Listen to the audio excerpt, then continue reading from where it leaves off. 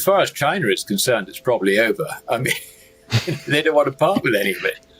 And, what interests us is I think that the tight-fistedness when it comes to rare earths also extends to silver. We know it extends to gold.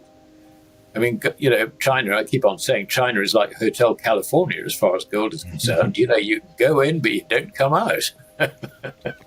So, but I think it's now the case with silver. I don't think we're getting any supplies. And, of course, ETF demand is just taking off. I mean, talking to various people. I mean, I had one podcast cancelled this week because they were too busy to do it.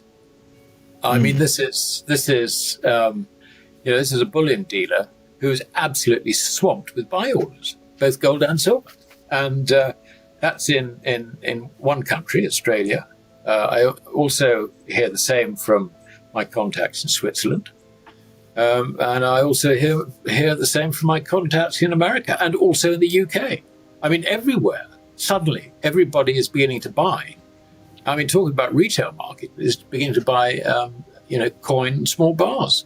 And everybody's sold out. Yeah.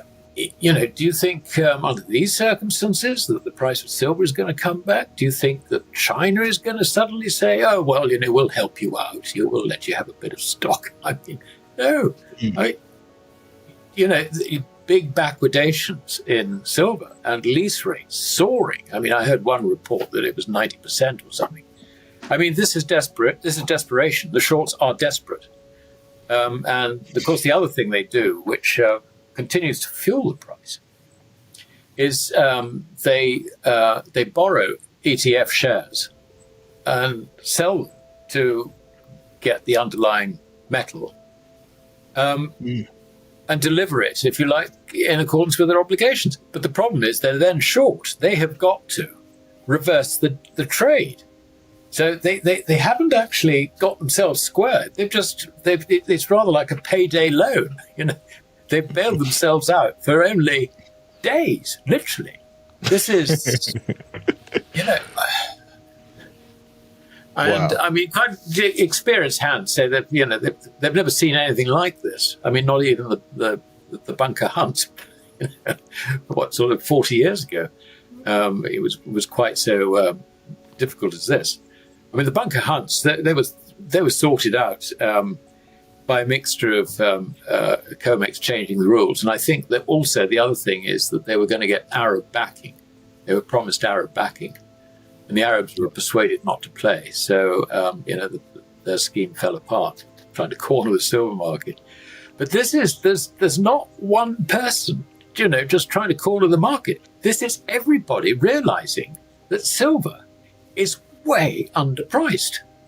I mean, you have a gold-silver, I'm looking at my screen now, a gold-silver ratio of 79.98. It should be somewhere between 20 and 30, which means that silver is mispriced. And what's triggered it, obviously, is the rise in the price of gold.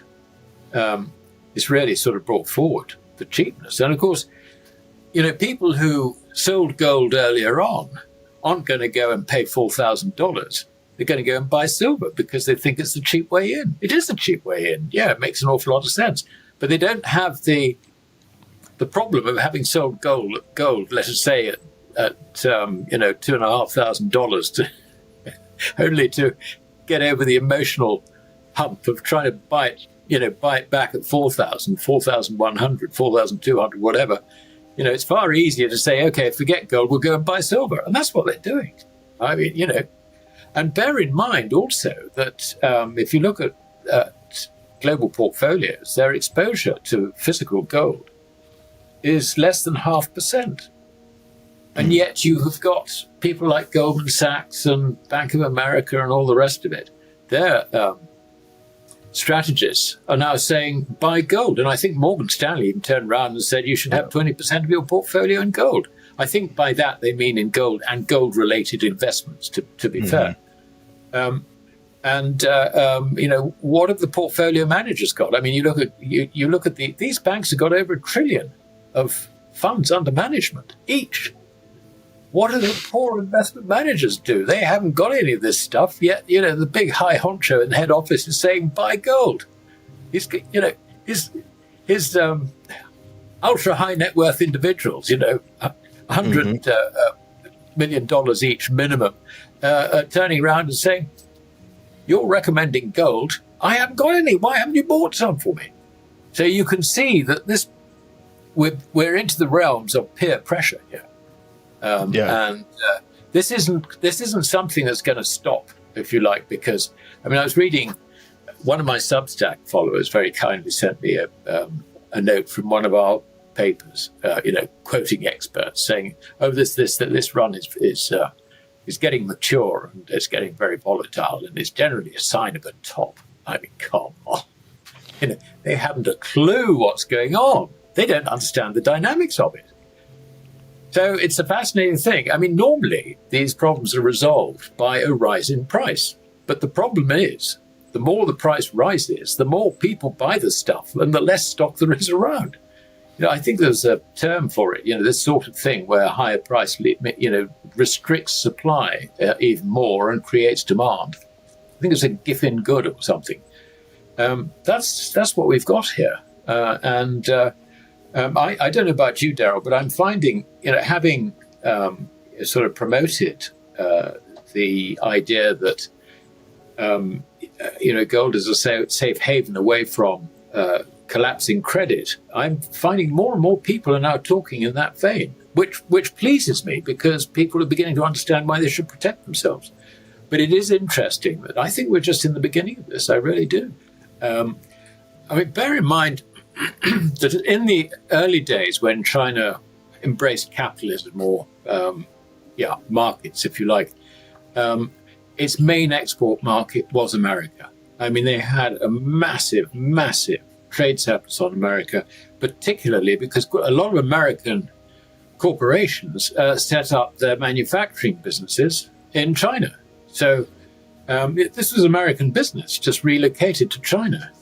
Now, that's gradually declined. And when President Trump took office, that decline actually accelerated. And now, from being such a dominant part of China's exports, America accounts for only about, less than 10%, and it's still declining. So that's the background, if you like. You have President Trump threatening this tariff, that tariff, and all the rest of it, and really being pretty capricious about it. There's no sort of certainty. You can't deal with a man who keeps on changing his mind. So from President Xi's point of view, he doesn't really give a damn anymore. What's the point? So, it was becoming quite clear that America was just, not playing ball with anything. In the race for technology, which is actually very, very important, China decided, okay, if we're going to win this race, then we've got to make sure that our competitors don't have rare earths. So she announces restrictions on the export of rare earths. Trump blows his top and says, "I'm going to add another 100% tariffs on, And President Xi goes, literally. The markets, when Trump tacoed, what did Trump all chickens out? When he tacoed, this has got to be a new word, hasn't it, in the dictionary? What did China do? Did they say, as Trump hoped, "Oh, thank goodness for that. He's being realistic, he's being sensible. Now we can negotiate"? Did they? Hell is like. It just said nothing. It's cold. Absolutely it's not. And they're not going to change. They're not going to change their policy, if you like, of starving the West, and particularly America, of rare earths. And I think we can also add silver to that. This is something which nobody's talking about. But China has been controlling the silver market for a long time. It's obviously decided to no longer control it, because control of prices basically means that China has to export silver in order to supply the markets. And we know that there's been a supply deficit of silver for, 5-6 years. Met by what? The Silver Institute says it comes out of investment silver and so on and so forth. Really? I think you'll find that it's actually been, on the margin, it was supplied by China. They've withdrawn from the market. So they're not, they're not in the business of suppressing the silver price in the West anymore. As far as they're concerned, they're going to hang on to their silver. We can go hang. Well, it's got the leverage. It's got the leverage of rare earths, which America desperately needs, but they're not going to get it. It's quite simple. It really is. I mean, I think even if Trump backed off and said, "All right, we won't do any tariffs at all," China would say, "Well, yeah, we might sort of help a little bit, but once bitten, twice shy." The schoolyard bullion analogy, actually, you go back to Modi of India, because Trump tried to bully him about processing Russian oil. And he said, right, 50% tariffs on India. So what did Modi do? He said he just refused to reply. And apparently Trump tried to phone him 4 times and Modi refused to pick up. And the next week he was over in Beijing or, in China for the SCO meeting. It was not Beijing, it was another of their many cities. Hugging and kissing with Xi and Putin. I mean, you couldn't have a clearer statement from India as to where they reckon their interests lie. I mean, India certainly exports quite a lot to America, but they weren't going to be bullied, and nor is Xi. And bear in mind also that they basically want to get rid of the dollar. Do they want to do more trade? More trade means they've got to have more dollars. No, they don't want that at all.